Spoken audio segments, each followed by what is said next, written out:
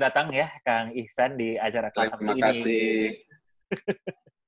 Terima kasih banyak waktunya. Ya kita pengen ngobrol-ngobrol di sini, terutama menarik nih, terutama mengenai gimana kita tuh harus bagaimana nih gitu sebagai masyarakat dan orang-orang. Mungkin dilihat dari nanti Kang Ihsan bisa share juga ngobrol-ngobrol mungkin dari sisi ekonomi terutama gitu. Silakan, mungkin Raki ada ini. Iya, sedikit ngenalin ya, Kang Ihsan Hairudin ini senior kami tercinta. Kalau buat saya sih salah satu orang yang menyebabkan saya menyesal waktu zaman kuliah dulu nggak belajar ekonomi makro dengan baik, karena ternyata menarik sekali makro itu gitu setelah dengar Kang Ihsan ngobrol cerita tentang makro. Nah, memang di sesi sekarang Kang Ihsan sengaja banget nih ngundang Kang Ihsan buat kita dapat pencerahan. Jadi kalau kita lihat salah satu keresahan di kondisi sekarang yang kita hadapi, Kang. Jadi kita tuh kerjaannya ini, Kang. Kita kerjaannya mencari keresahan dan mencoba mencari gambaran atau mencari jawaban keresahan ini sebenarnya seperti apa gitu ya. Jadi salah satu keresahan kita ini masalah ekonomi kan ya, Kang Ihsan ya. Kita ini, kita bertiga dan mungkin banyak yang dengerin acara ini juga walaupun kita secara berkala kita dapat update dari pemerintah gitu ya, ada YouTube live Gubernur BI lah, Menteri Keuangan gitu yang mengupdate kondisi ekonomi. Nggak tahu teman-teman yang lain ya, cuman saya juga cukup garu-garu kepala karena nggak ngerti maksudnya apa dan sebenarnya kita tuh gimana gitu sekarang. Jadi kita butuh ngobrol-ngobrol dari Kang Ihsan buat kita yang masyarakat jelata lah ya, bisa dibilang begitu. Sebenarnya kondisi ekonomi sekarang tuh kelas menengah. Kelas menengah yang nggak ngerti ekonomi. Karena banyak juga yang ngerti ekonomi. Jadi boleh kenalan dulu Kang Ihsan, Kang Ihsan sekarang aktivitasnya apa, mungkin sedikit biar kita sama-sama teman-teman yang dengerin juga bisa tahu. Gitu. Monggo Kang Ihsan. Baik. Terima kasih sudah diundang di forum yang sangat high level. Amin. High level nggak usah detail-detail kan ya. Ya, sekarang saya jadi independent consultant untuk beberapa program yang disupport oleh donor juga, terutama untuk evaluasi dari apa yang mereka laksanakan ya. Jadi memonitor progres dari pekerjaan-pekerjaan mereka. Tapi sebagai independent consultant, jadi saya memang dengan work from home ini udah nggak ada masalah karena memang independen toh, nggak harus ke kantor. Ini berarti berpendapat sekarang juga udah nggak masalah dong Kang ya? Oh, udah nggak masalah sekarang. Ya itu mungkin sekilas perkenalan dari saya ya, Raki. Iya, makasih Kang Ihsan. Nah, Kang, ini kembali lagi ke topik yang kita mau angkat di minggu ini. Sebenarnya kita pengen ngobrol-ngobrol nih Kang Ihsan gitu. Kita background-nya juga beda-beda ya. Ebin yang di HR consultant gitu, saya di consultant juga, Iwan kerja di perbankan gitu. Tapi sebenarnya kalau udah ngomongin makro, kita ekonomi makro tuh kita juga agak-agak krik-krik kurang paham gitu ya sebenarnya. Nah, pengen dengar juga dari Kang Ihsan dan nanti mungkin kita diskusi lebih dalam sebenarnya. Nah, ya sebenarnya kondisi ekonomi Indonesia tuh kayak apa sekarang Kang Ihsan? Dan apakah ini makin lama makin memburuk gitu atau ada tanda-tanda perbaikan atau apa sih sebenarnya yang sedang kita hadapi sekarang, Kang? Mungkin Kang Ihsan bisa cerita dulu. Ya, kalau ekonomi memburuk saya kira pastilah ya. Jadi aneh kalau ada negara yang pada saat ini ekonominya membaik ya. Ya dampak COVID ini luar biasa karena pada dasarnya kan kita ini dihadapkan pada situasi saya sering sebut sebagai big unknown ya. Jadi banyak faktor yang membuat kita tidak tahu, semua orang tidak tahu dan karena itu langkah antisipasinya pun tidak pernah pasti ya akan seperti apa. Sebagai contoh misalnya proses-proses pemberian jaring pengaman sosial, baik itu dalam bentuk raskin dan lain sebagainya. Kemudian juga stimulus, itu kan persoalannya seberapa besar mereka atau pemerintah kita punya prediksi terhadap krisis ini kan gitu. Karena kita harus berbicara durasi atau seberapa kuat kita mensupport kejatuhan ekonomi ini akibat dari lockdown ini kan gitu. Jadi memang ada dilema ya, kenapa faktor ketidaktahuan atau big unknown-nya itu sangat besar, karena pertama dari sisi waktu ya, sampai kapan sebenarnya kita akan lockdown kan gitu. Itu aja merupakan faktor yang sangat besar untuk dapat mempengaruhi ekonomi. Dulu mungkin waktu bulan Maret kita memprediksinya ya bulan April, bulan Mei atau Juni kita sudah recover, sudah di-lift ya lockdown. Tapi kenyataannya kan semakin hari semakin buruk kan gitu. Jadi pada saat kita memprediksi Mei dan Juni kita akan terbuka, semua resource kita pouring ke situ, seolah-olah krisis itu hanya akan 2 bulan gitu kan. Kenyataannya lockdown berjalan sangat lama dan ini punya implikasi yang sangat besar. Nah, di negara-negara maju seperti Amerika sendiri kan sekarang ini mulai ada reaksi yang cukup keras ya dari masyarakatnya untuk istilahnya itu membuka lockdown itu ya. Dan Trump beberapa kali membuat satu statement yang menurut saya cukup ridiculous ya, karena memang ada keinginan untuk segera membuka ekonomi. Karena ada ini istilahnya itu jangan sampai obatnya itu membunuh lebih banyak manusia dibanding penyakitnya kan gitu. Karena ada konsekuensi misalnya obatnya itu kan lockdown. Lockdown itu pada akhirnya akan membuat ekonomi lumpuh. Kalau ekonomi lumpuh, banyak orang nggak punya pendapatan. Kalau banyak orang nggak punya pendapatan, kemungkinan kemiskinan akan semakin banyak dan mungkin sampai level kelaparan misalnya di beberapa tempat.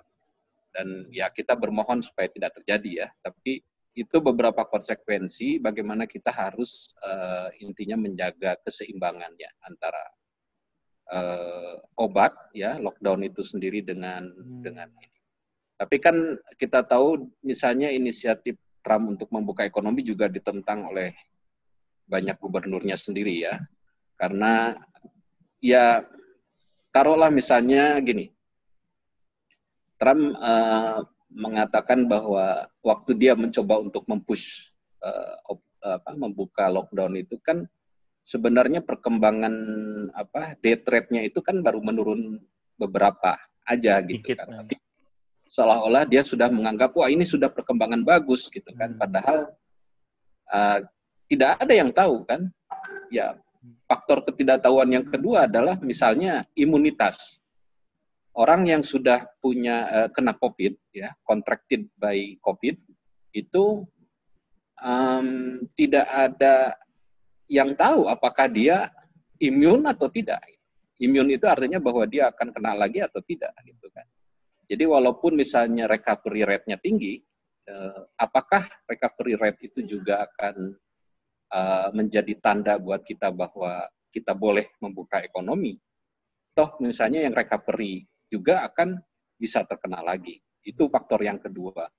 Dan yang ketiga, kalau bicara tentang saya sering menyebutnya bahwa it's over when it's over.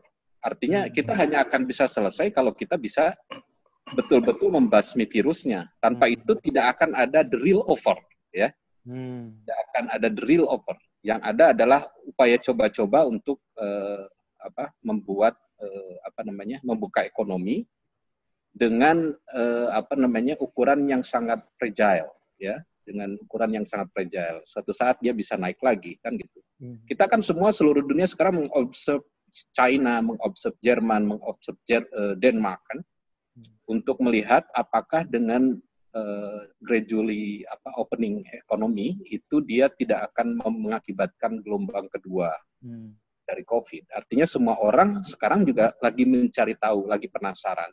Di Jerman dengan berbagai caranya gradually membuka ekonomi, itu apakah bisa berdampak kepada gelombang kedua atau tidak, atau di Denmark atau di China. Dan di China ini memang agak aneh gitu ya. Di China ini agak aneh karena perkembangannya relatif tidak muncul. Yang menjadi pertanyaan kan apakah itu cukup terbuka data-datanya kan itu kan yang coba dipertanyakan dunia sekarang ini, apakah betul Cina itu tidak mengalami peningkatan lagi atau gimana gitu.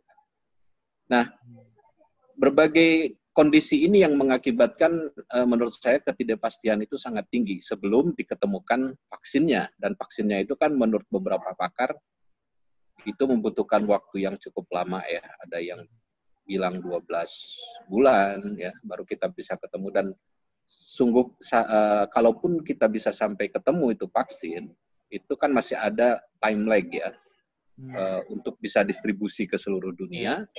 Yang kedua juga memastikan bahan bakunya juga ada kan gitu. Kalau misalnya semua tersenter di China misalnya untuk produksi vaksin ini, bagaimana dengan, yaitu masalah geopolitik lagi. Siapa yang akan mendapatkan, negara mana yang akan mendapatkan. Karena itu kan betul-betul barang yang sangat scarce ya, di tengah jarang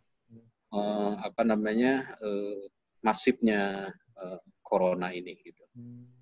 Mungkin itu sebagai pengantar, tapi terus terang saja saya bukan expert ya. Jadi ini semua berdasarkan bacaan sebelum tidur saya aja. Berat sekali Kang. Ngeri juga Kang bacaannya ya. Ini kita bertiga terkesima gitu kayaknya mendengarkan cerita, terus antara ngeri, antara deg-degan gitu ya, dengar walaupun sebenarnya gambaran besarnya sih itu juga udah lihat dan baca di mana-mana gitu. Cuman mendengarkan kembali fakta itu juga memang sebenarnya bukan hal yang mudah gitu ya. Wah, ini begitu banyak ketidakpastian, begitu banyak kebingungan sebenarnya yang dihadapi oleh berbagai pihak gitu. Nah, kalau dari sisi, kalau kita lihat ekonomi, Kang, let's say tadi dibilang vaksin 1 tahun atau bahkan ada yang bilang 2 tahun lagi baru bisa ketemu dan baru selesai. Artinya kan kita akan menghadapi suatu kondisi yang kalau ngelihat dan ngedengar gosip kanan kiri ya Kang Ihsan ya kan, kelihatan tuh kayak pemerintah mau mulai ngedorong ekonomi mulai gerak lagi dan segala macam. Itu kan ada tanda-tanda ekonomi yang sebenarnya juga harus kita perhatikan ya. Artinya tadi Kang Ihsan bilang kita mau bicara maraton bukan sprint gitu ya. Kita nggak tahu titiknya kapan, jadi kita harus ready buat maraton. Nah, buat maraton itu mungkin langkah-langkah yang diambil salah satunya mulai gerak nih ekonomi, geraknya semana dan segala macam.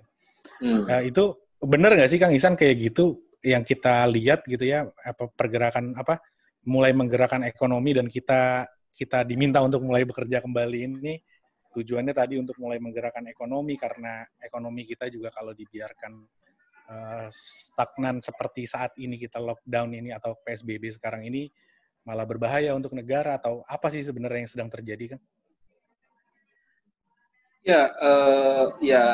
Kata kuncinya kita harus prepare dengan maraton tadi ya, dan bahwa mungkin kita harus mendesain pendekatan baru ya, karena ini bukan, artinya begini, ternyata sebelum ketemu vaksin namanya big artillery intervention ya, yang kalau saya sebutnya ya. Big artillery itu kan satu kali dibom hancur, kemudian kita bisa bikin new life gitu kan. Itu big artillery. Tapi kemudian big artillery itu ya karena itu kan at all cost kan gitu. Nah, kita udah nggak bisa seperti itu lagi, maksud saya gitu. Kita harus harus memikirkan long term gitu. Nah, salah satu yang menurut saya penting itu adalah identifikasi dari sektor ya. Maksud saya begini, ketika satu sektor itu mengalami kerusakan sektor istilahnya itu ya, kerusakan sektor itu artinya bahwa sektor itu memang sudah rusak gitu, employment-nya udah di PHK, kemudian juga udah nggak mungkin making money lah dari situ dengan situasi sekarang, seperti tourism, kemudian juga transport untuk misalnya penerbangan lah ya. Kalau untuk logistik masih memungkinkan lah ya. Itu atau misalnya pabrik-pabrik besar kimia, oil dan lain sebagainya itu juga menurut saya punya risiko yang cukup tinggi ya dengan COVID ini. Nah, ekstraktif ya dan lain sebagainya. Artinya gini, pemerintah menurut saya harus mencoba untuk melihat keseimbangan permintaan gitu ya. Artinya gini, kalau di sektor tourism itu mengalami kerusakan, berarti ada potensi kehilangan demand dari orang-orang yang di PHK kan gitu. Nah, kalau potensi kehilangan demand ini terus menjalar ke berbagai sektor, akibatnya semua sektor rusak kan begitu. Nah, kita harus mencoba menjaga agar sektor-sektor yang parah itu secara perlahan-lahan dijaga agar at least misalnya tidak ada PHK besar-besaran. Karena kalau PHK besar-besaran itu dampak terhadap permintaan itu jelas. Gitu. Dan beban negara untuk security net juga sangat tinggi kan gitu. Bayangkan misalnya kalau pabrik-pabrik di Karawang, kemudian di Bekasi, kemudian di mana lagi? Satu lagi di Cikarang. Ya, Cikarang. Itu berapa juta orang banyak sekali kan pekerja di sana. Kalau misalnya pabriknya sampai tutup, kemudian di PHK semua orang, berarti ada penurunan daya beli itu yang sangat signifikan, dan itu akan berdampak pada sektor yang lainnya. Gitu. Nah, bagaimana memaintain supaya kita demand-nya aja nggak turun. Nah, ini ada contoh misalnya yang bagus ya, yang pernah saya baca itu di Garuda ya. Garuda itu dia mencoba memaintain cash flow. Dengan kondisi tidak ada income gitu, maka dia memanfaatkan resource yang dia punya untuk tetap membayar pegawainya walaupun kemudian dipotong gajinya sampai 50% lebih gitu kan, dipotong gajinya. Kemudian mereka juga ada keberanian untuk membuat semacam skema utang lah ya. Jadi sisa yang dipotong itu nanti akan direcover pada saat ekonomi recover gitu. Tapi mungkin tidak semua perusahaan bisa begitu. At least menurut saya saya nggak tahu. Nah, ini memang persoalannya adalah bagaimana pemerintah memediasi pemilik owners dengan dengan serikat pekerja misalnya. Gimana supaya ada semacam kesepakatan untuk pemotongan gaji supaya mereka tetap within the corporate gitu. Dia nggak di luar itu. Karena kalau sudah di luar itu akan menjadi tanggungan pemerintah, dan kalau sudah menjadi tanggungan pemerintah itu akan menambah beban berbagai skema social security yang ada sekarang. Jadi bagaimana kita mengurangi beban di sini itu dengan intervensi sektoral gitu. Nah, kalau itu sudah terjadi, kalau menurut saya misalnya, nah ini mungkin juga bisa menjadi bahan analisis untuk para akuntan nih. Setidaknya misalnya melihat kapasitas dari perusahaan dari sisi balance sheet-nya atau misalnya dari itu kan banyak tuh di perusahaan-perusahaan yang listing di BEJ itu kan report keuangannya cukup transparan ya, dipublish. Dipublish betul. Kita bisa lihat misalnya saving-nya dia punya berapa, kemudian beban pegawai berapa, kemudian capex-nya berapa kan gitu. Capex kan berarti kan tidak akan mungkin realize dalam kondisi sekarang. Saya nggak tahu juga ya, mungkin pertimbangan dari. Nah, kalau ada capex di budgetnya kan kemudian itu bisa menjadi bahan untuk kalkulasi sehingga kita bisa melihat lifespan dari satu perusahaan itu. Kalau misalnya tanpa income, kemudian dia membayar gajinya dengan tentu saja dengan dipotong gitu. At least misalnya kita menskemakan, taruhlah kan sekarang PKH sama ada cashnya itu 600.000 ya per orang ya. Kalau misalnya kita prakerja. Ya, prakerja ya. Iya. 600.000. Kemudian berapalah nilai-nilai yang kita bisa keluarkan dari subsidi pemerintah untuk safety net ini, jaring pengaman sosial ini. Nah, kita bisa misalnya dengan kalkulasi itu kita bisa memonitor gitu. Dengan kondisi let's say satu perusahaan membuat gajinya itu 1 juta. Iya. Untuk buruh lah misalnya. Kita bicara tentang ini ya, pabrik padat karya lah ya. Iya ya, UMR lah ya. Kita naik dari UMR-nya ke 1 juta misalnya gitu ya.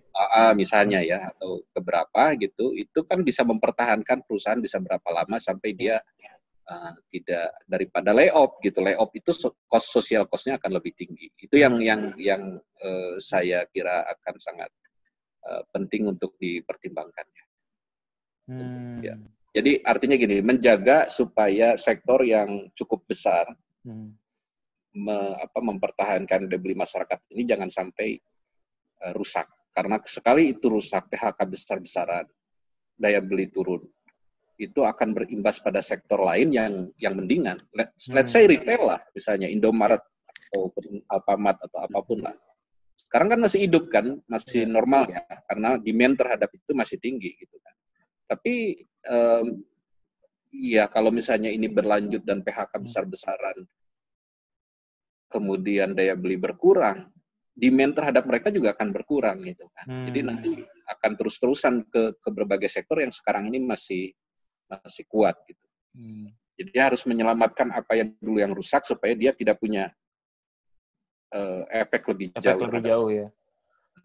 Ini juga ya Kang ya, saya melihat dari sisi HR ya, maksudnya dari sisi PHK ini merupakan salah satu pendekatan yang perlu lebih banyak company atau perusahaan at least melihat itu sebelum mengambil jalur PHK gitu. Jadi seperti diturunkan dulu seperti Kang Ihsan tadi bilang. Beberapa kan mengurangi dulu jadi 50% lah, terus begitu apa. Nah, langkah-langkah itu mungkin perlu maksudnya saya hanya melihat kayaknya akan lebih baik kalau misalnya lebih banyak juga nih yang tahu nih dan aware gitu. Oh, ini ternyata bisa, ternyata boleh kita mempunyai pilihan juga untuk melakukan itu gitu-gitu ya. Karena ya kebanyakan orang udah mulai panik gitu. Panik langsung off aja. Panik layoff gitu. Jadi apalagi kalau yang cukup besar mungkin akan bisa lebih punya nafasnya panjang. Tapi yang mungkin middle gitu-gitu kan dia udah langsung waduh panik nggak bisa, langsung harus cut. Padahal yang seperti kayak gini saya kira bisa sangat membantu juga dan benar mungkin kata Kang Ihsan social effect-nya ya, dampak yang berkepanjangan ke yang lainnya itu akan lebih panjang lagi kalau misalnya nggak ada gitu. Kalau ini kan at least masih, alhamdulillah masih ada, masih bisa bekerja, masih ada pekerjaannya gitu. Jadi salah satu mungkin apa yang kita bisa lakukan sebelum akhirnya harus layoff, terutama ya untuk dari sini. Karena ya tadi juga yang mungkin sama Raki sempat di-share, yang sempat sama Raki juga disentuh juga yang Kang Ihsan bilang mengenai bahwa ini panjang gitu. Karena kalau misalnya company set udah tutup, jadi kan ya udah Pak, dia nggak ada lagi gitu ya. Sedangkan kita mungkin perlu nafas yang bangsa ini perlu nafas yang cukup panjang juga untuk bisa menyelamatkan. Kita nggak tahu kan. Mungkin dalam 3 bulan misalnya udah tutup dulu gitu, tapi nanti mulai lagi ternyata 6 bulan nggak ada juga, belum tentu juga gitu ya. Iya sih. Jadi saya jadi kebayang aja sih Pak Kang dari sisi HR gitu ya, mungkin itu insight aja sih buat kita sih mungkin. Sedikit. Ya dan ya silakan. Ya Kang, enggak tapi jadi sayangnya lain. Boleh sambil minum ya? Boleh bebas ya. Saya juga minum dulu deh kalau gitu. Ini ada sponsor masing-masing nih Kang ini minumannya. Nggak kan kepikiran untuk beberapa sektor yang dari sebelum COVID pun udah cukup distress gitu, kayak misalkan retail gitu ya, kayak ya department store segala macam. Selama ini kan udah ada sedikit behavioral shifting lah dari pola belanja masyarakat gitu ya, dari offline ke online gitu ya. Plus ditambah COVID, PSBB, orang makin jadi nggak belanja gitu ya. Terus satu lagi adalah kita nggak tahu kan seberapa lama nih maratonnya, bahkan seberapa lama si PSBB ini bahkan terus berlanjut. Dan orang pun mungkin gara-gara kebiasaan udah belanja di rumah gitu, gara-gara PSBB ini gitu ya, orang pun jadi akhirnya ngapain gue sekarang belanja ke department store atau mesti coba-coba barang dulu ya. Selama ini pun udah cukup convenience gitu. Nah, aku nggak tahu apakah mungkin ini dijadikan juga momentum dari si beberapa perusahaan retail itu untuk melihat bahwa ya karena ada si COVID ini ya akhirnya ada strategical changes gitu ya. Ya beberapa gerai bahkan ada yang berubah menjadi full offline gitu. Bahkan satu hal yang saya lihat sebetulnya dulu buat saya sendiri masih nggak masuk akal untuk belanja keperluan pribadi gitu ya, kayak misalkan belanja bulanan lewat online. Tapi sekarang itu sudah menjadi beberapa hal yang lumrah untuk beberapa orang, kayak misalkan beli rinso, beli beras gitu ya. Mungkin dulu mikirnya ngapain gitu ya beli online gitu. Bisa jalan sendiri, tapi sekarang jadi satu opsi yang lebih masuk akal karena ada keterbatasan ini gitu. Nah, dari sisi ya itu dia, si industrinya sendiri yang mungkin agak cukup berat juga sih. Bagi lagi, walaupun ada pressure untuk tidak mem-PHK, tapi balik lagi adalah seberapa healthy dan seberapa liquid sih perusahaan itu bisa menahan agar tidak mem-PHK. Karena ujung-ujungnya ya opsi dari PHK itu bakalan sangat berat buat perekonomian kan. Ini jadi kayak salah satu kaki yang lumpuh gitu, akhirnya ya kita jadi pincang, ngerembet kemana-mana. Ya, ya.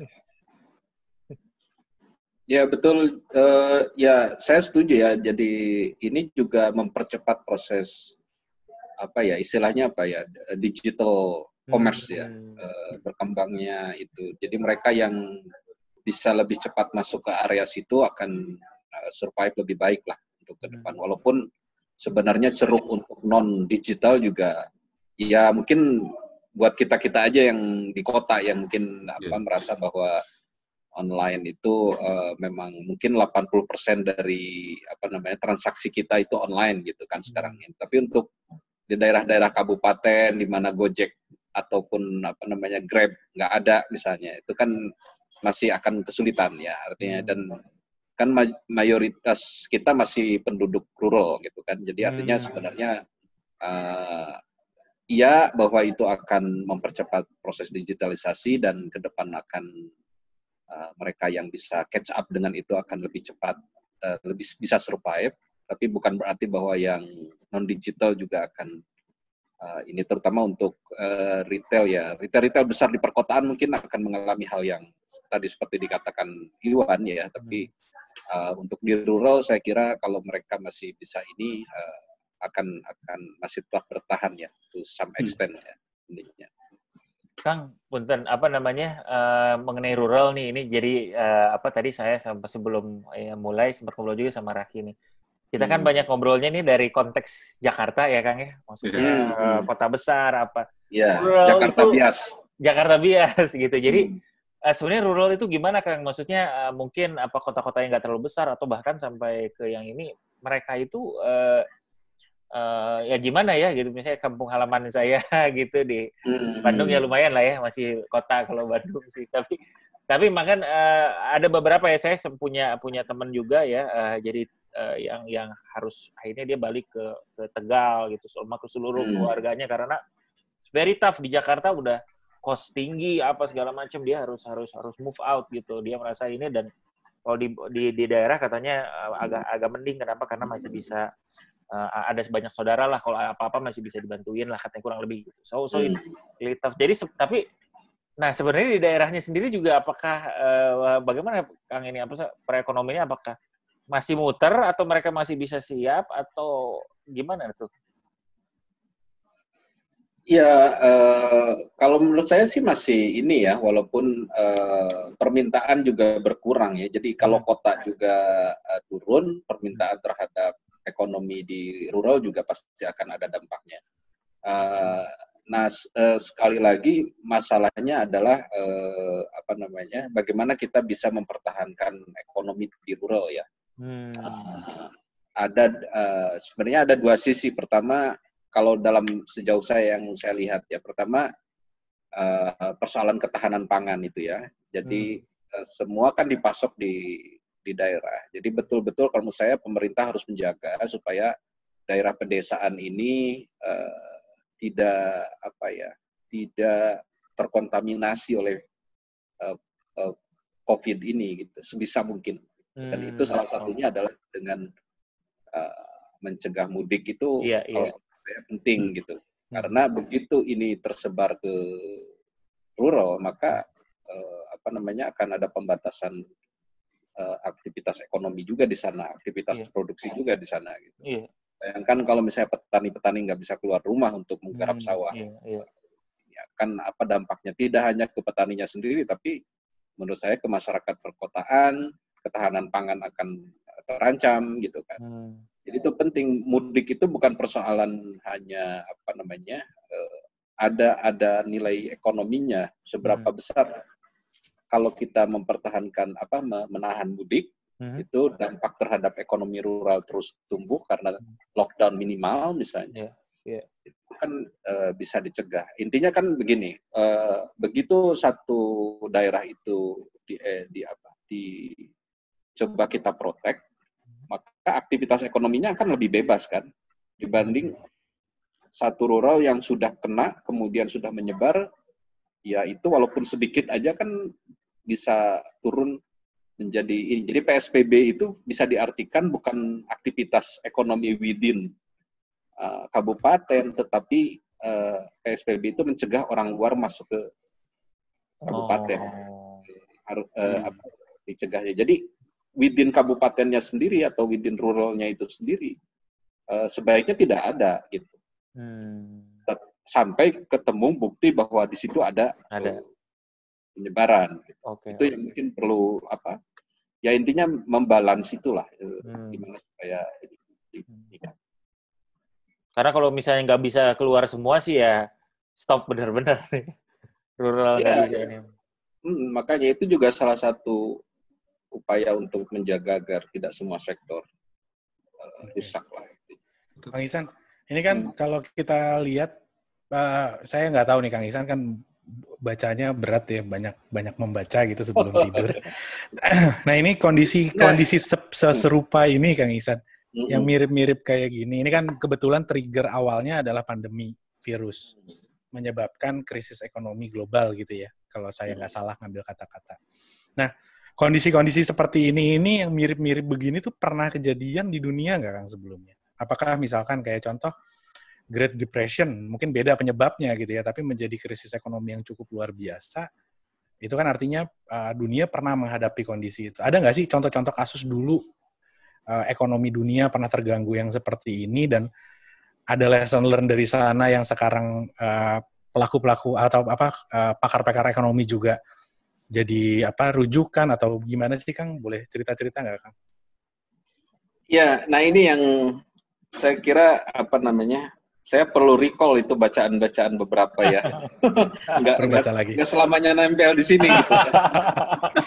Dan yang kedua ini saya perlu klarifikasi kan gini, bacaan yang berat itu perlu sebelum tidur. Kenapa? Karena itu mempercepat tidur.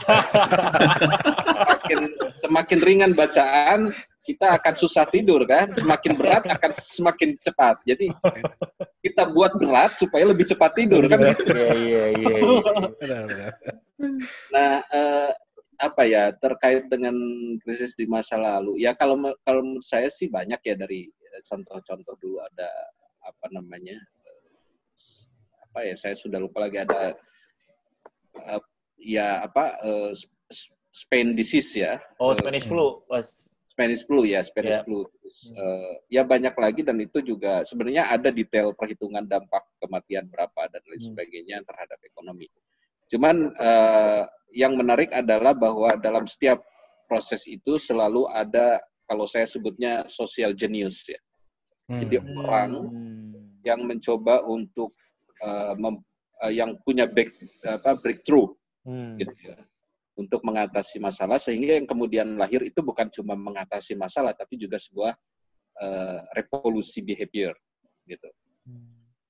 Jadi sebagai contoh misalnya kita mulai dari Adam Smith lah dulu ya. Jadi dia itu kan orang yang pikirannya tuh sebenarnya, kalau dia memang ahli filsafat ya. Jadi waktu itu kan belum ada ekonomi sebagai sebuah disiplin ilmu.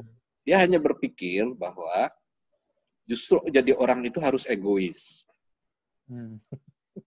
Karena kalau nggak egois, orang itu tidak akan punya capital, kan gitu. Untuk bisa invest di sesuatu yang bisa mempunyai nilai tambah, kan begitu inti dasarnya, kan gitu. Ya. Kemudian yang kedua, orang harus punya spesifikasi. Karena semakin general thinking orang, dia tidak akan punya kelebihan dibanding yang lain kan. Dan ya mungkin banyak di ilmu ekonomi dasar lah ya tentang itu. Tapi yang saya ingin coba perkenalkan adalah bahwa apa yang disampaikan oleh Adam Smith pada zamannya itu sangat revolutionary, karena sejak itu orang kemudian menabung, investasi, kemudian generating ekonomi, ada employment bertambah. Jadi secara general warfare terbukti gitu, bahwa semakin orang itu fokus ke dirinya, kepentingannya, self interest, kemudian dia ternyata secara general ekonomi dia menyumbang lebih besar. Itu ininya, bahwa apa yang istilahnya Adam Smith itu, bahwa ekonomi itu bukan seorang tukang roti yang memberi makan kepada orang lain secara gratis. Justru dengan menjual itu dia akan meng-create ekonomi. Karena dengan menjual dia punya profit, dia bisa meng-hire lebih banyak orang menjadi produk. Itu contoh, tapi bukan berarti saya setuju sepenuhnya untuk sekarang. Ini contoh ya. Iya. Yang kedua, misalnya dulu itu juga ada, saya lupa itu namanya siapa, Malthus ya. Jadi dia memprediksi bahwa, jadi selalu setelah Adam Smith itu banyak orang-orang atau pemikir ekonom yang pemikirannya dia memang ekonom, tapi kemudian terlalu apokaliptik gitu ya. Dia memprediksi satu tren, kemudian tren itu diprediksi akan leading kepada katastrofik, kepada misalnya dulu tuh bahwa pertumbuhan penduduk mengikuti deret hitung deret hitung, kemudian pangan itu deret ukur, ya, atau kebalik saya lupa.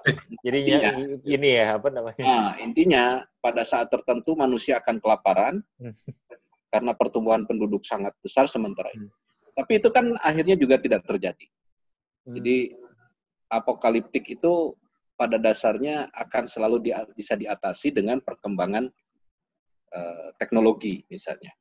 Bahwa ternyata produksi itu kalau benar asumsi Malthus, tapi itu dengan asumsi tidak ada perkembangan teknologi. Orang rely on traditional harvesting gitu. Sekarang kan begitu ketemu teknologi, kemudian ternyata masalah itu sudah tidak ada. Perkembangan penduduk bertambah malah akan meng-create pertumbuhan ekonomi baru dari sisi makanan gitu. Justru makanan menjadi sesuatu yang sumber ekonomi gitu daripada masalah. Terus ada Marx. Terus kemudian masuk ke Great Depression ya, kita tahu. Nah, sebenarnya di Great Depression ini juga itu warisan dari pemikirannya Adam Smith menurut saya. Karena orang kemudian kan di situ ada pasar modal ya. Kita tahu pasar itu kan masalahnya sebenarnya pasar modal di Great Depression itu. Jadi pasar modal dia bisa attracting people untuk masuk ke situ semua. Karena return-nya sangat tinggi kan gitu. Sehingga konsumsi berkurang kan. Kalau Rakib punya duit 1 miliar gitu kan, mungkin karena bursa sahamnya sekarang lagi yield-nya tinggi, dimasukin tuh 80% uangnya kan. Cukup konsumsi 200 juta aja lah gitu kan. Artinya konsumsi rakyat akan berkurang, masuk duitnya ke bursa saham. Nah, bursa saham karena di uang masuk ke bursa saham cukup tinggi, maka semakin banyak orang yang perusahaan yang let's say go public lah misalnya. Ada tambahan modal, dia create produksi kan? Dengan tambahan modal dia create produksi, berarti supply bertambah kan? Ya nggak, supply makanan misalnya, asalnya satu jenis makanan itu kapasitasnya tertentu, kemudian setelah ada orang masuk investasi ke bursa saham, ada new money, kemudian diinvest, dia expand, supply bertambah. Sementara demand berkurang terus kan, karena orang invest di situ kan gitu. Itu kan semacam tautologi lah ya, orang invest kemudian bertambah, kemudian supply. Nah, sampai pada satu titik di mana kemudian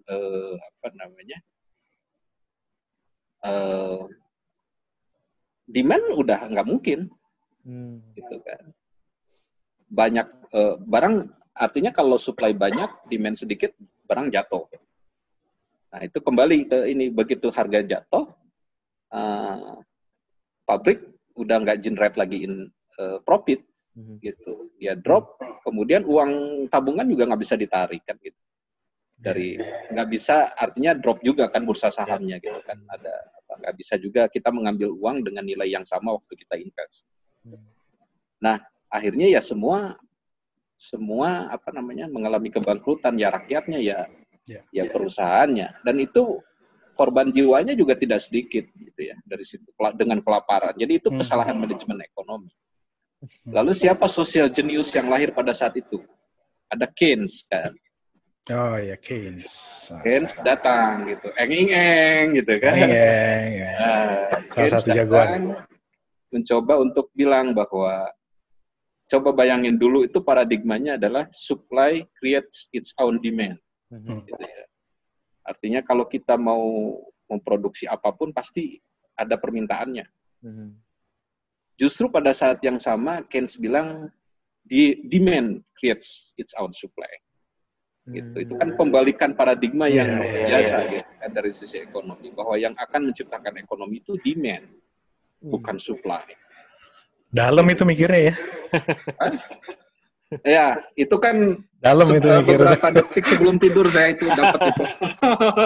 Nah, itu dia tuh. Nah, itu artinya apa? Artinya social genius itu yang kita perlukan saat ini. Begitu demand di-restore, dan itu solusinya kan kata Keynes, perbesar belanja pemerintah meskipun defisit. Itu yang pertama, karena terutama dengan padat karya ya, mau bangun jalan tapi meng-hire orang punya gaji, dia punya income meningkatkan daya beli, dia bisa demand barang-barang di pasar, barang-barang di pasar terserap, harga naik lagi, normal lagi kan gitu, logika sederhananya.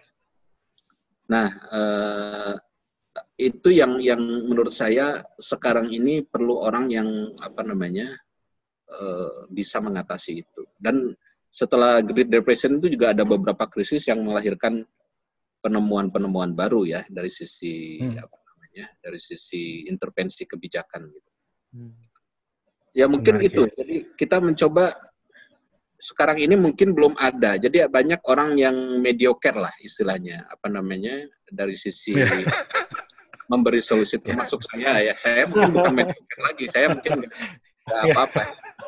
Karena kemampuan untuk berpikir holistik, ya mungkin juga itu peran Tuhan juga penting gitu kan di situ. Maksudnya at some point apa namanya, ide untuk bisa social genius itu tadi bisa jatuh ke siapa saja. Makanya perlu sekarang Lailatul Qadar itu dimanfaatkan dengan baik.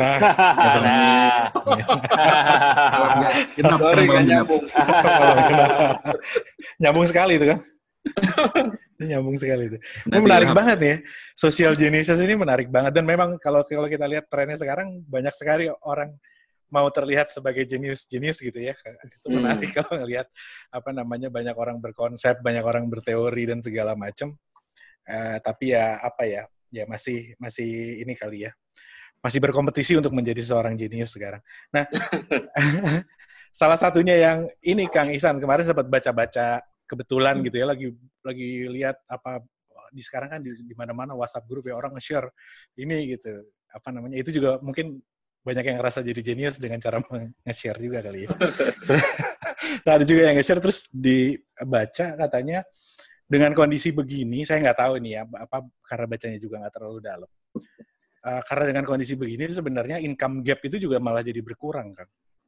Karena apa namanya, mungkin yang besar, yang penghasilan besar juga dia banyak menyumbang ke yang miskin dan segala macam. Jadi apa namanya, katanya sih seperti itu. Saya juga nggak tahu itu bener apa enggak, salah seorang yang mencoba menjadi jenius atau bukan gitu ya. Tapi ya apa ya, kalau kita lihat kan sekarang fenomenanya di Indonesia aja. Sekarang ini alhamdulillah orang juga makin banyak yang mau nyumbang kan ya.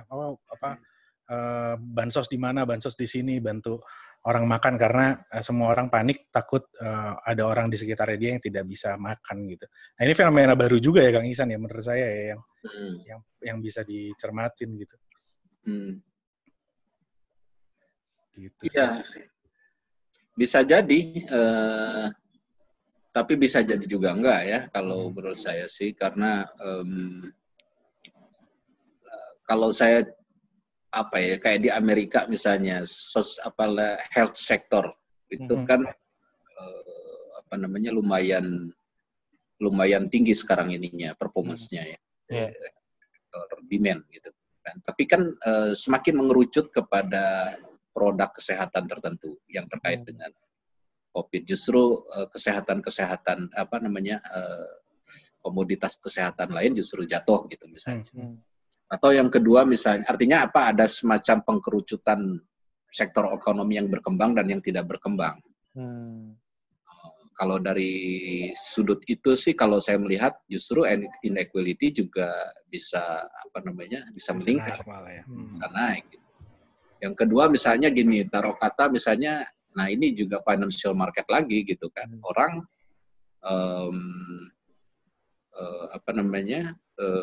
kalau misalnya yang sempat kemarin beli receh ya, nyerok lah istilahnya, nyerok saham gitu kan. Bayangin sekarang dengan kenaikan yang walaupun tidak full recovery, itu kan sudah generate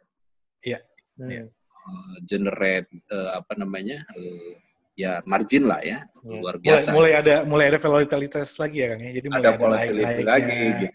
Jadi udah mulai ada orang dapat duit juga sebenarnya sekarang dari sana. Iya dong. Gitu. Jadi di satu sisi mungkin jadi ada pihak yang dia sempat cabut sebelum turun gitu kan. Begitu udah jatuh, dia beli besar-besaran dan sekarang dengan kenaikan sedikit beli lagi. Apalagi pas dia buying-nya pas gitu kan, luar biasa nanti. Tapi kecuali kalau misalnya ada orang yang keluarnya exit-nya juga telat gitu kan, itu berarti dia pernah rugi juga.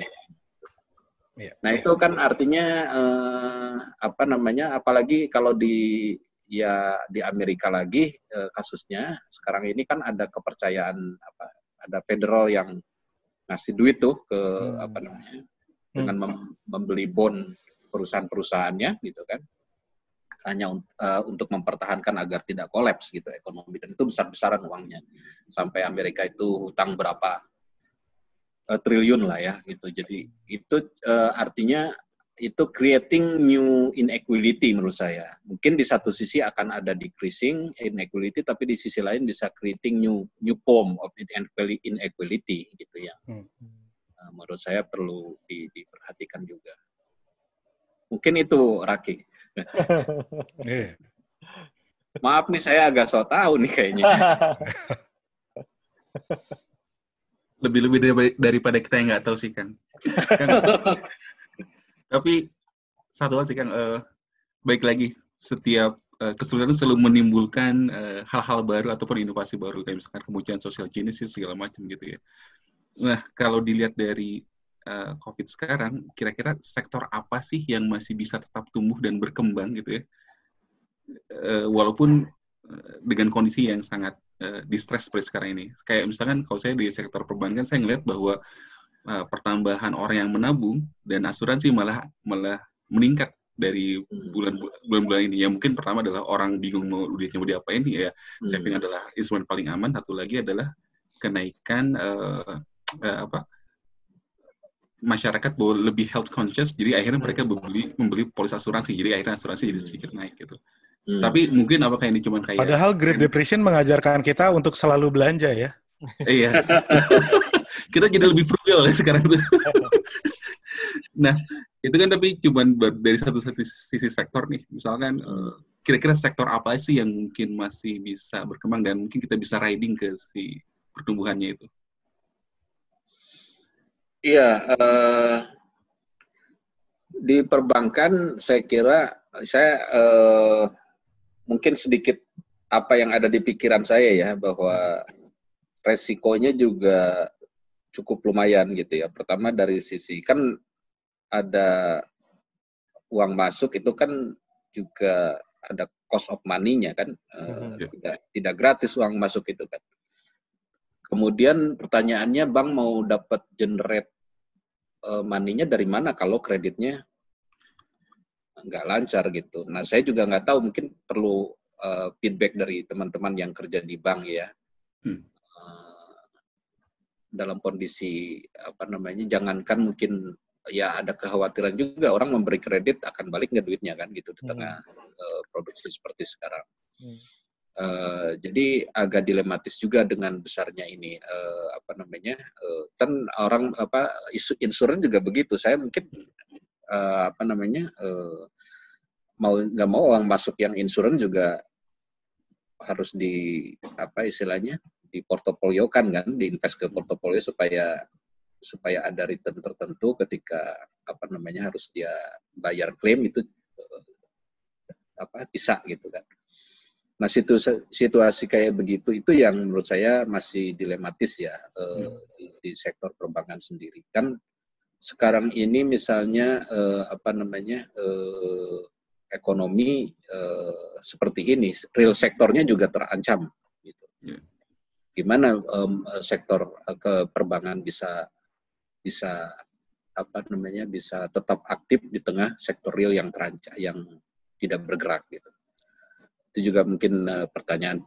Persoalannya tinggal memilih sektor mana yang dari ini yang masih bisa memungkinkan generate ekonomi kan gitu. Sektor apa gitu kan.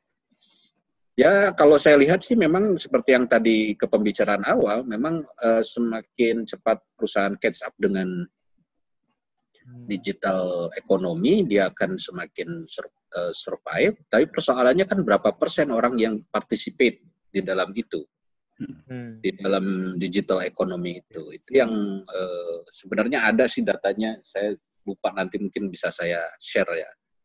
Berapa orang digital ekonomi yang bisa ini, dan seberapa mudah orang kemudian ada newcomer di digital ekonomi, baik dari sisi konsumen maupun produsen dalam waktu dekat ini. Kan semakin besar itu bisa terjadi, ya semakin ada kemungkinan transformasi.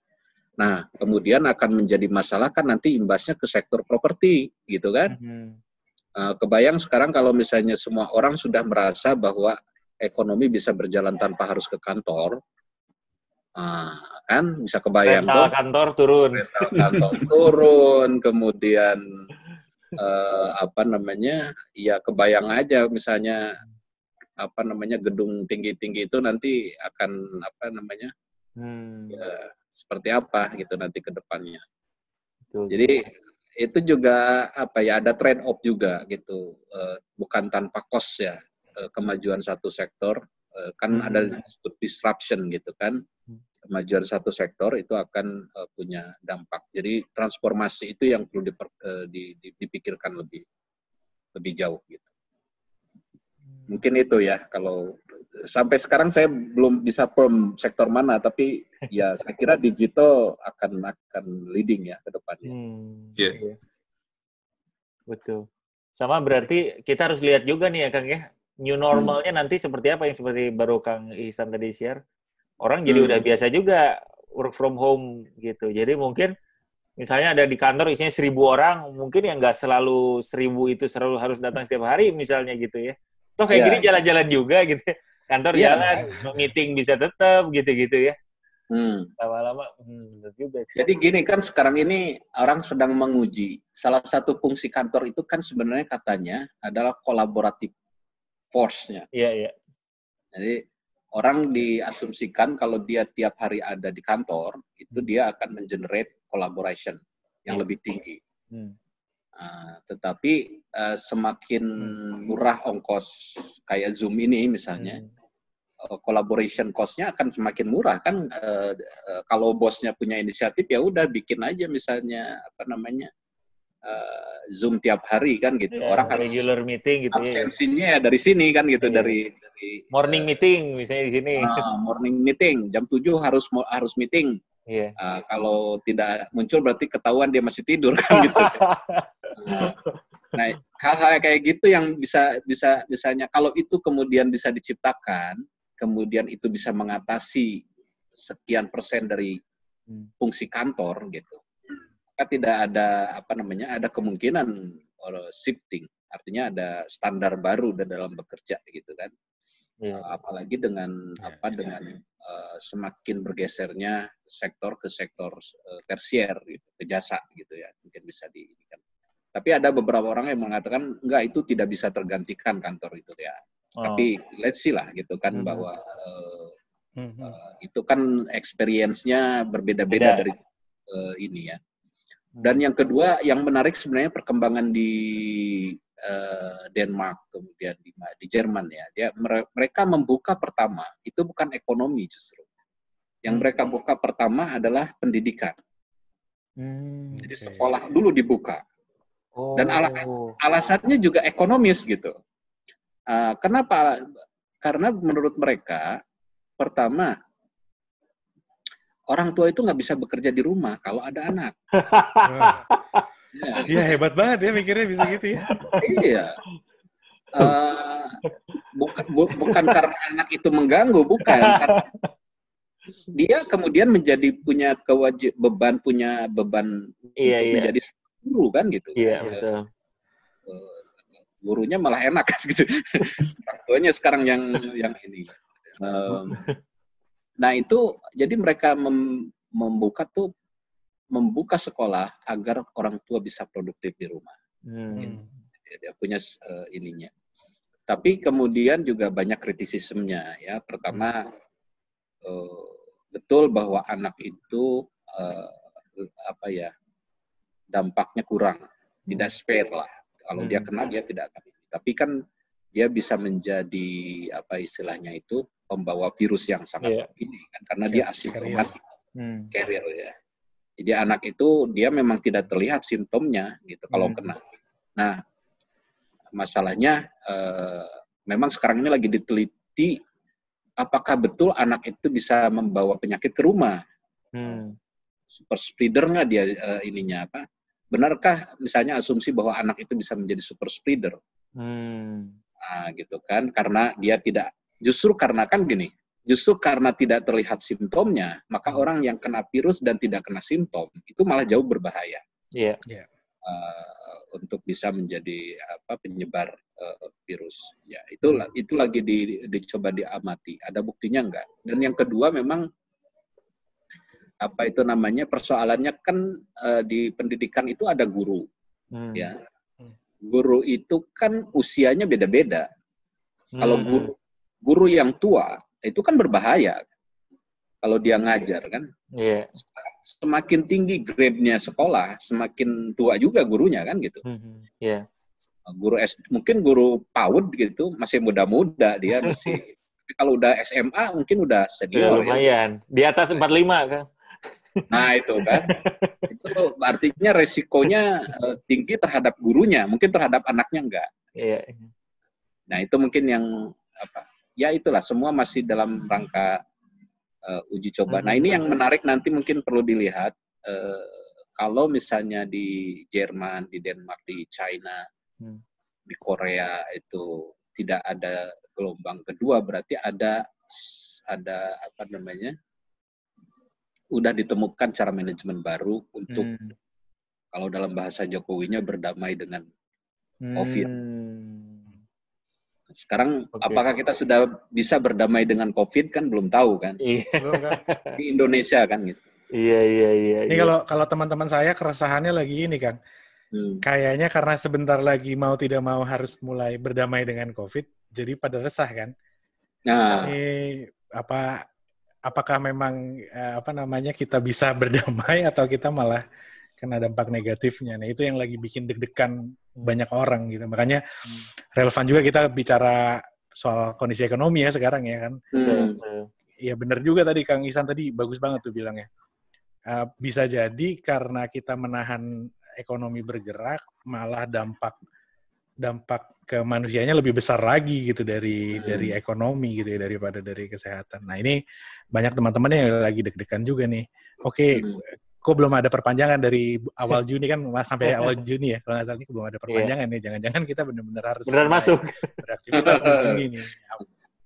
Apa jadinya nih kalau kita harus beraktivitas bulan Juni nih? Gak apa-apa. sehat mau di tangan Tuhan. Bismillah aja, iya. Betul. Kang, jadi untuk kita nih ya, sebagai mungkin dari pandangan Kang Ihsan aja sih, langkah yang mungkin top 3 lah secara ekonomi gitu yang kita bisa lakukan untuk bisa cukup panjang itu apa aja Kang yang kita mungkin secara individu atau dari keluarga gitu yang bisa kita lihat gitu, lebih baik saving aja atau lebih baik invest aja atau kita belanja aja atau biasa aja gitu ya. Yang kita membantu kita sekali lagi untuk adjust satu, tapi juga yang kayak tadi bisa cukup panjang tenaganya untuk unknown yang tadi Kang Ihsan seperti big unknown itu tadi. Ya, apa ya? Apa itu saya juga kalau saya ya secara ini sebenarnya sih konsumsi tetap normal gitu, dalam arti ya mungkin kita reduce cost untuk gas ya, karena kita nggak kemana-mana gitu. Kemudian ongkos ini juga tapi di sisi lain sebenarnya kan justru kalau saya rasakan bekerja itu lebih intens gitu, karena kita lupa waktu gitu. Kadang-kadang kita bekerja semalaman gitu kan, dan lebih intens gitu, karena nggak distract sama apapun gitu kan. Kalau di kantor kan mungkin distract sama makan siang, kemudian gitu kan. Nah di sini jam kerja mungkin bisa lebih banyak gitu, karena kita bekerja pada saat kita nyaman bekerja, dan itu berbahaya. Berbahayanya itu kita akan lupa segalanya kan gitu. Beda kalau misalnya kita bekerja di dalam situasi tidak nyaman. Di rumah itu banyak nyamannya bekerja itu. Kalau menurut saya ya, nyaman tidak ini. Nah itu yang mungkin artinya beban terhadap kebutuhan kesehatan segala macam itu juga akan bertambah. Jadi ada shifting consumption gitu di satu sisi, tapi di sisi lain juga kita reduce cost-nya signifikan lah. Nah itu kalau menurut saya ya pertama buat teman-teman yang berpenghasilan gitu, tentunya jangan lupa untuk berbagi lah ya, jadi moral lagi nih. Penting ini Kang. Karena itu ya maksud saya terutama gini, ini juga pola yang mungkin terutama di lingkungan ya, di lingkungan sekitar. Karena bukan saya ini ya, tapi saya motivate bahwa sebenarnya yang tahu orang yang membutuhkan, yang paling tahu itu adalah dalam skop yang lebih kecil. Semakin rendah dia RT atau RW, semakin dia bisa tahu gitu. Kecuali memang di masyarakat perkotaan agak susah. Tetapi maksud saya gini, ada helikopter money lah misalnya dari pemerintah untuk memberi kepada orang miskin, kemudian tanpa berkonsultasi dengan aparat setempat, itu justru malah dengan mengandalkan hanya semata data statistik. Itu yang menurut saya perlu dievaluasi, karena itu menjadi istilahnya incremental gitu. Tapi kalau misalnya ada orang tahu di daerahnya itu, ini miskin, dia nggak ini, itu kan mungkin menyumbang ke RT, ke lingkungan sekitar, itu mungkin lebih community based lah. Jadi orang yang paling tahu orang miskin di sekitarnya adalah orang yang tinggal di situ. Mungkin kita bisa mendorong untuk pola-pola charity yang semacam itu, terutama untuk orang miskin. Community based ekonomi, menarik nih kan? Community based, ya. Social market ekonomi. Gitu. Oke. Gimana? Mantap Kang Ihsan. Mantap. Belum kan, Kang? Saya kira ini baru pemanasan aja. Tadi saya nggak sempet recall soalnya. Nggak apa-apa Kang. Mau karena saya baca-baca dulu lah biar agak keren ngomongnya gitu. Nah, itu aja kita udah cukup diam aja dari tadi. Apa ini ya? Thank you banget Kang Ihsan ya. Sama-sama. Iya Kang, waktunya terus begitu insight-nya, karena buat saya pribadi sih jadi di-refresh dan mungkin diingatkan juga banyak nih, terutama beberapa sih mengenai si long term itu, karena nggak tahu. Karena kan kita tuh rasanya dengan berbagai macam informasi yang ada ya, jadi kayak, habis lebaran nih gitu, balik lagi gitu, terus ternyata belum tentu juga gitu kan, ini belum turun juga apa, dan sedangkan mungkin tadi Kang Ihsan spesial mengenai pouring resources terhadap ya udah kayaknya pokoknya cuma segini kok gitu, jadi ya udah bisa di situ, jadi itu sih cukup penting lah, selain beberapa juga mengenai social ininya Kang ya, harus kita perbanyak di masa-masa ini ya. Betul. Social inisiatifnya ya. Siap. Punya zakat, keluarin zakat sekarang. Siap. Benar. Sekarang waktunya. Sip. Oke, mungkin ya Kang Ihsan, hatur nuhun, terima kasih banyak. Sama-sama. Terima kasih Kang. Waktunya. Sama-sama. Terima kasih juga sudah diajak ngobrol-ngobrol. Lumayan refreshing. Kerja mulu Kang Ihsan nih. Baiklah kalau gitu Kang. Makasih banyak sekali lagi, yuk. Mangga. Mangga. Terima kasih. Terima kasih.